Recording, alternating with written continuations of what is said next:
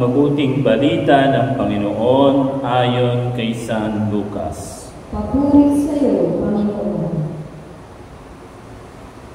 Noong panahon iyon, may isang eskribang lumapit kay Jesus upang siya ay subukin. Guro, anya, ano ang dapat kong gawin upang magkamit ng buhay na walang hanggan? Sumagot si Jesus, ano ang nakasulat sa kautusan? Ano ang nababasa mo roon? Tumugon siya, ibigin mo ang Panginoon mong Diyos ng buong puso, ng buong kaluluwa, ng buong lakas at ng buong pag-iisip. At ibigin mo ang iyong kapwa gaya ng iyong sarili. Tama ang sagot mo, wika ni Jesus. Gawin mo yan at mabubuhay ka.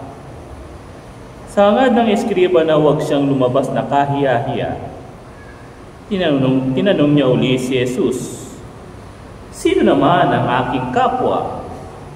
Sumagot si Jesus, may isang taong naglalakbay buhat sa Jerusalem patungong Jericho. Inarang siya ng mga tulisan, kinuha pati damit sa katawan, binugbog at halos patay na ng iwan.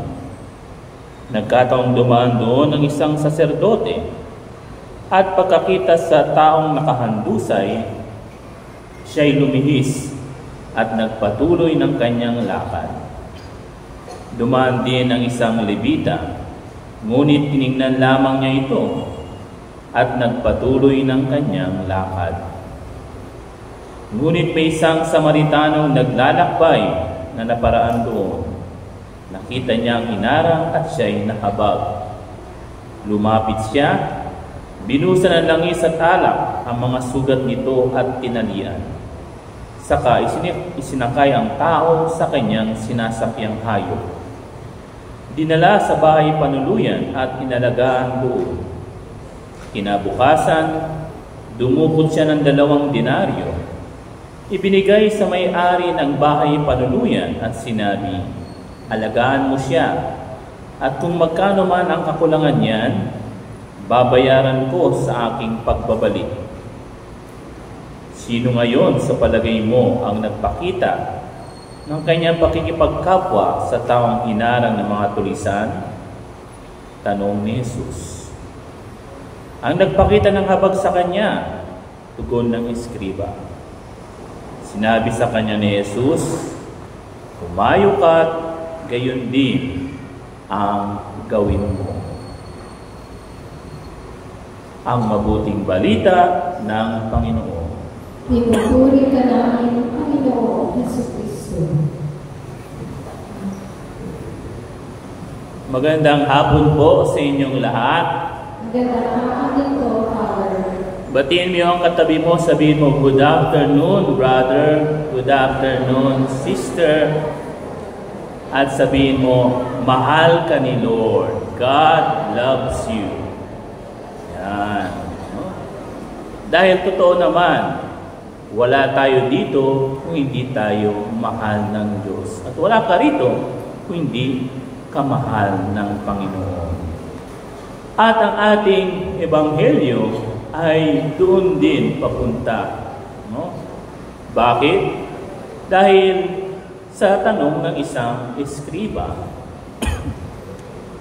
sinagot ba ng Panginoon ang tanong ng eskriba? Oo, pero sa pamamagitan ng parabola o talinghaga. Anong tawag sa talinghaga natin ngayon sa ebanghelyo? Anong tawag sa parable? Yan, buti na lang may nakasagot ng tama. Ang tawag ay talinghaga ng mabuting Samaritan or the parable of the good Samaritan. Pero alam nyo, merong isang kakaiba.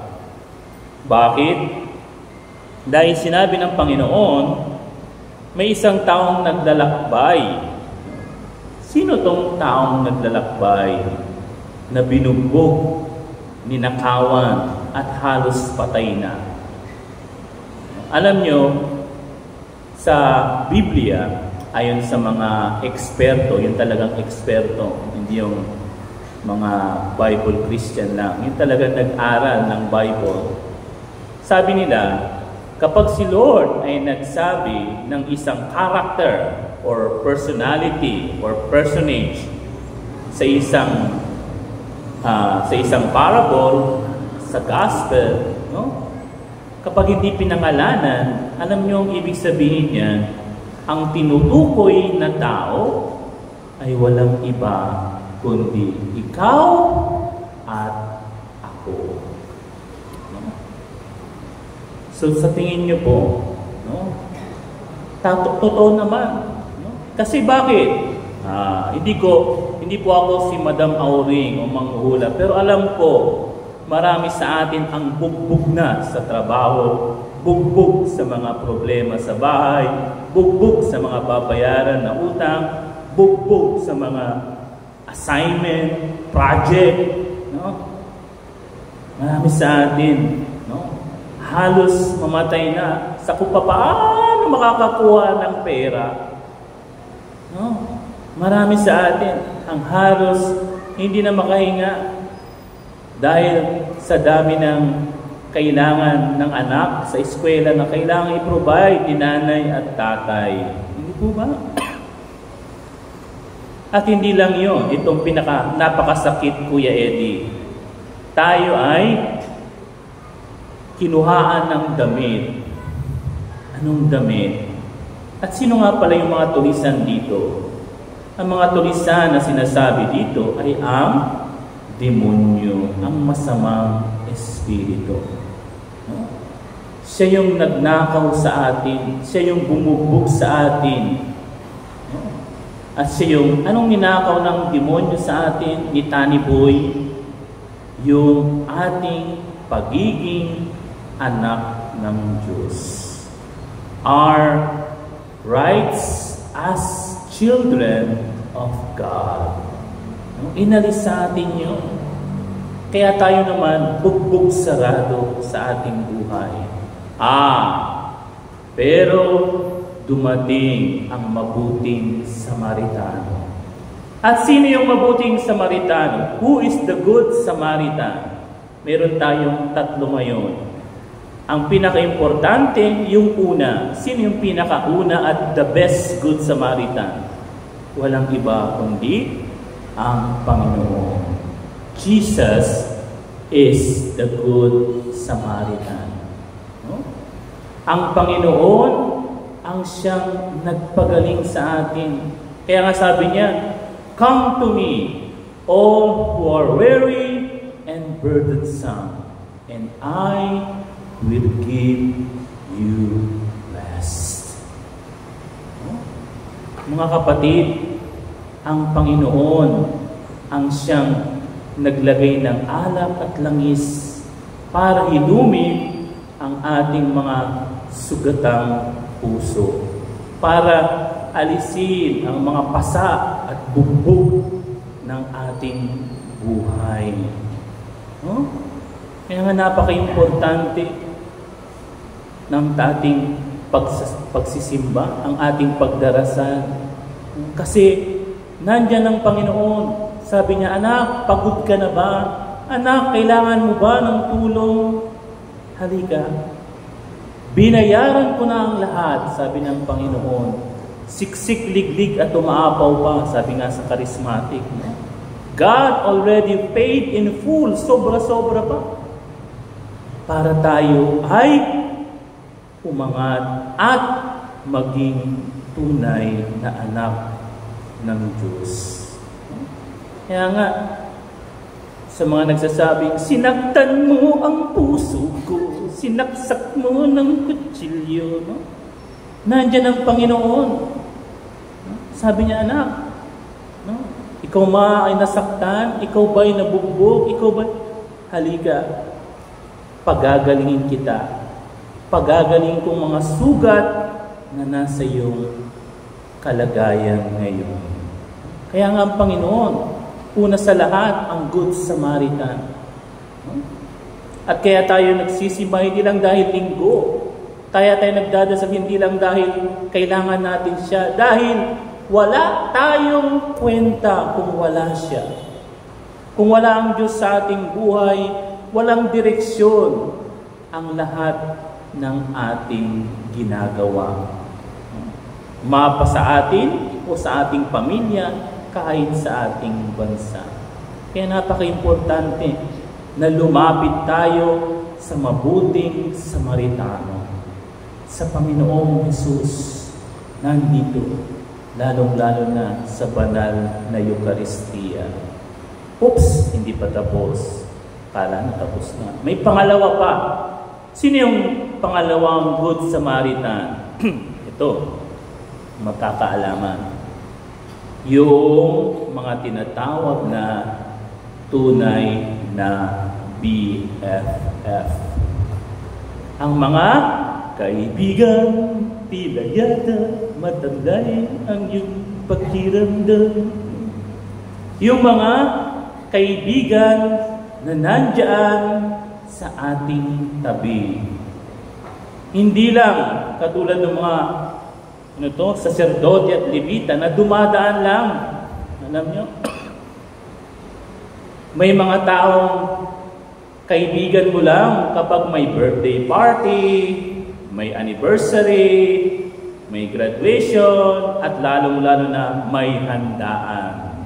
Kasi may dala-dala silang kanya-kanyang supot. At balutin mo ako sa buyong ng iyong pagmamahal. Ayan, yung mga Sharon yan. Ayan, no? Yan yun. Pero hindi sila ang mga tunay na kaibigan. Kaya nga, hayaan natin yung mga taong ganun sa ating buhay. Yung mga dumadaan lang at nang iiwan. Ang importante ay yung mga tunay na kaibigan. Kaya nga sabi ng Biblia, a true friend is a treasure. Ang tunay na kaibigan ay isang kayamanan. Sila yung kaibigan na aakbay sa iyo at magyayakap sa iyo sa gitna ng iyong problema, sa gitna ng iyong mga dinadala. Sila yung mga tunay na kaibigan na nandiyan sa tabi mo, umaraw man o umulan, hindi ka nila iiwan. Sabi nga, walang iwanan. Diba? At alam nyo, merong isang napakagandang istorya ng pagkakaibigan sa Biblia na minsan nakakalimutan natin. At sana, pag-uwi nyo sa bahay, basahin nyo. Ano yun? Yung pagkakaibigan ni King David at ni Jonathan. Nabasa nyo na yun? Sa first book of Samuel. No? Yung pagkakaibigan ni David at ni Jonathan. Alam nyo, si Jonathan, sabi pa nga doon, no? Sa 1 Samuel, minahal ni David si Jonathan at ganun din si Jonathan kay David. Hindi sila mga gay, excuse me, hindi sila ganun yung kanilang pagmamahal sa bawat isa. Na si Jonathan, hindi na niya hinangad na maging hari. Yung tatay niya, si Saul, gusto siyang maging hari. Susunod sabi niya, hindi. Si David ang magiging hari. Siya ang pinili ng Diyos. At handa akong yumuko, handa akong maglingkod sa Kanya. At ano pang sabi ni Jonathan? David, pag ikay naging hari, huwag mong kalimutan ang aking pamilya. Kita niyo? At hindi lang yun, ha? Pinagtanggol ni Jonathan si David sa kanyang tatay kasi alam niya kung anong tama at mali. Yan ang tunay ng pagkakaibigan. No? Hindi, walang iwanan. No? Sila yung mga good Samaritan sa ating buhay na dapat nating alagaan at huwag kalimutan. At sa mga wala pang tunay na BFF dyan, yan ang dapat nating isama sa ating pagsisimba at pagdadasal. Hingin natin kay Lord, Lord, bigyan niyo po ako ng tunay na kaibigan. Hindi lang kapag may inuman o anuhan, no? Kundi tunay na kaibigan na siyang maaasahan. Kasi, I repeat, True friends are hard to find, but true friends are treasure in our life. Malaga. Kaya nga, di ba, sabi, may kasabihan, tell me who your friends are, and I tell you who you are. Sabihin mo sa akin, sino yung mga kaibigan mo, at sasabihin ko kung sino ka. No? Kaya nga alam nyo, napaka-importante kung may mga magulang man dito. Sana, inaalam nyo, sino ba yung mga kachat ng anak ko? Sino ba yung mga kaibigan, kabarkada ng anak ko? No? Alam niyo yung mga magulang, no? Yung magulang ko, yung nanay ko.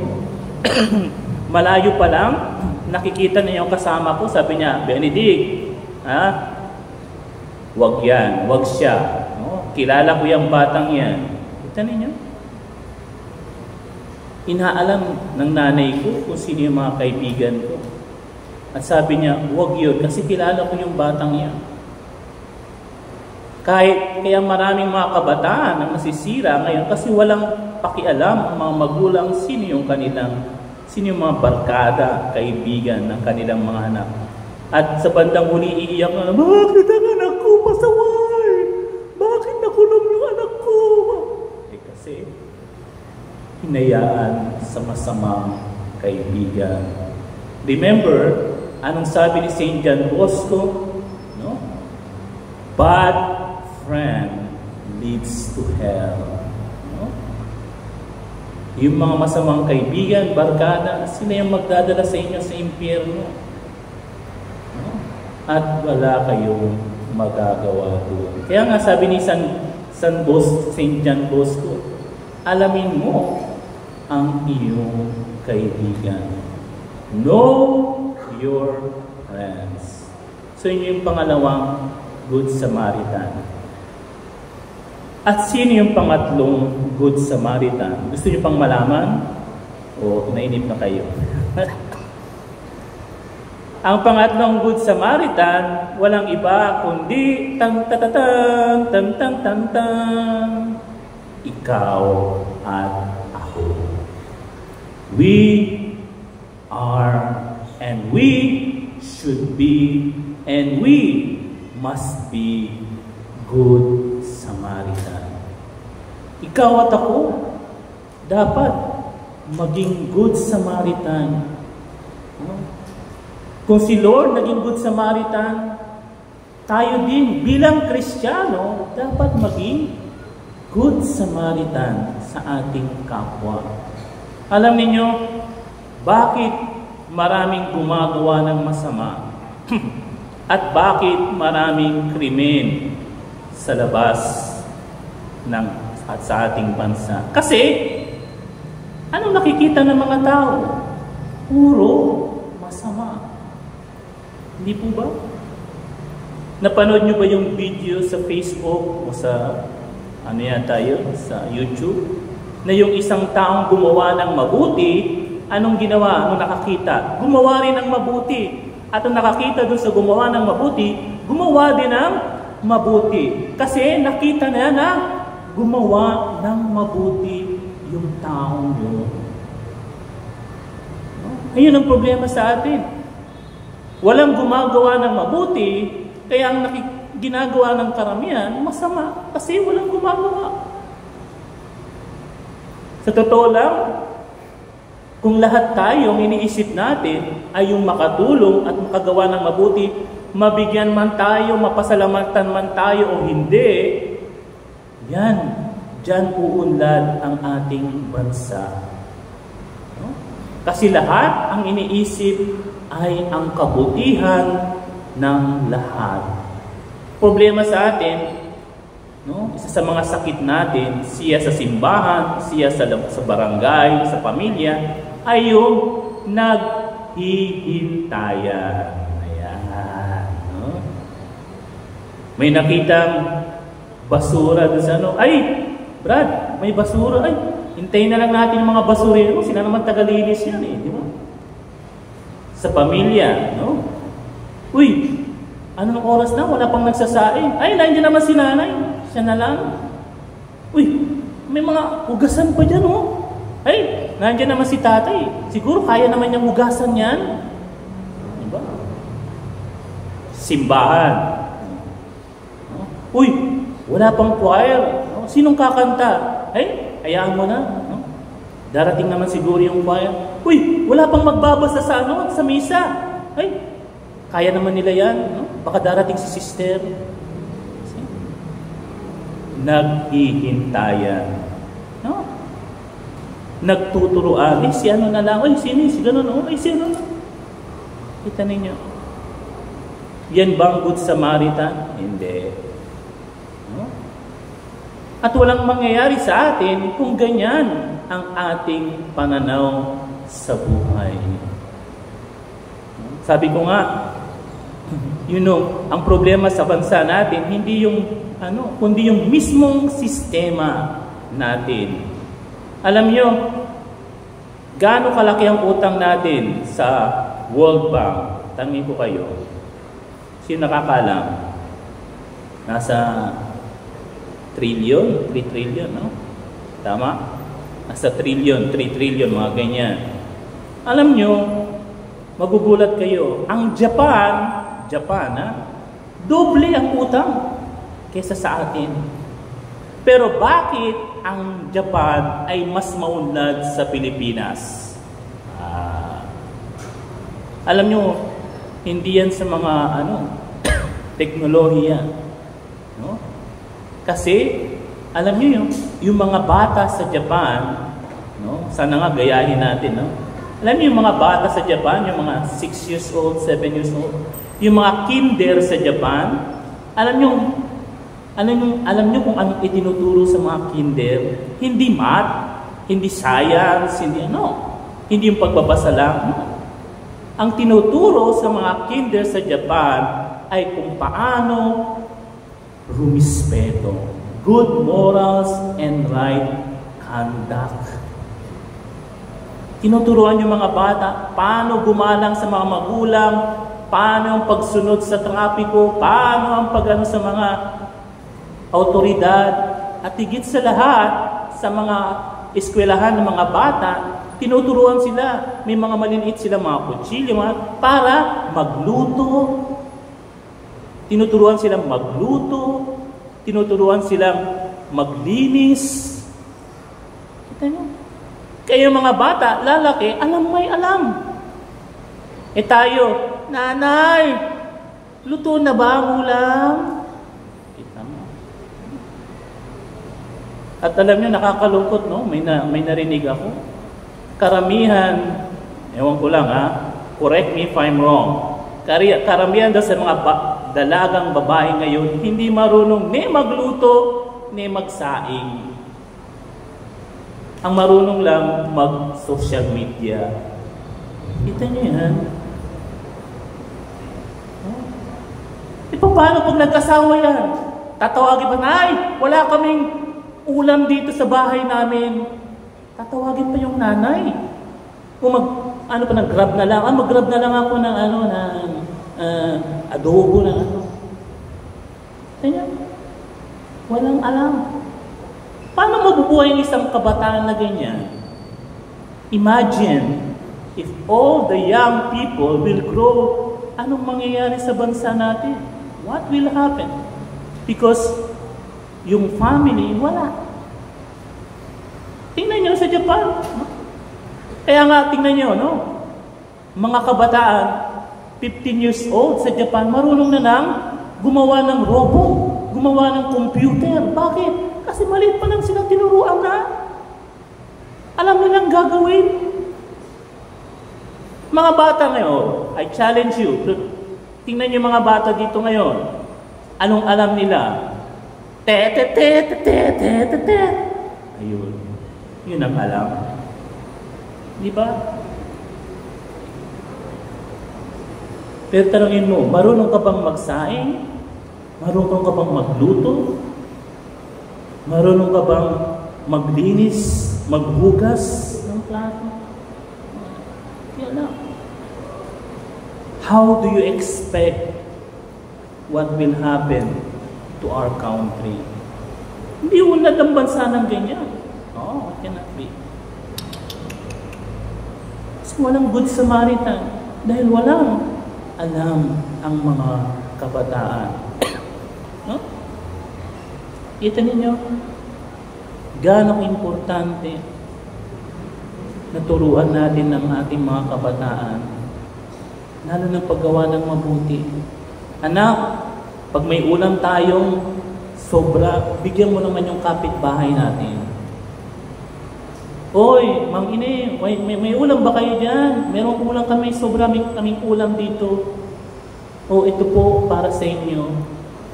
Sister, may sobra kaming kanin. Baka kulang kayo ng kanin. Ito, may kanin kami dito. Alam nyo, yung mga simpleng bagay ng pagtulong at paggawa ng mabuti, isipin natin napakaliit.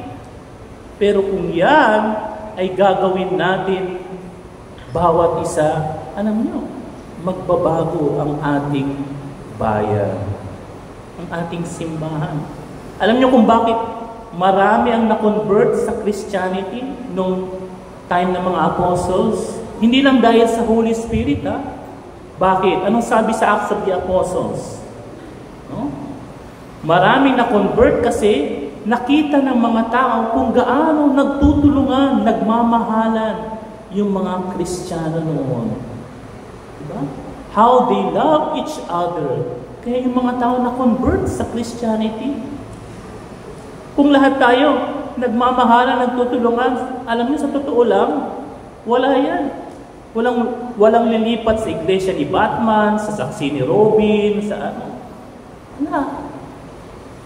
Bakit? Alam niyo sa totoo lang, in my own opinion, and correct me if I'm wrong again, yung mga lumilipat sa ibang sekta, hindi naman dahil hindi nila alam ang Biblia.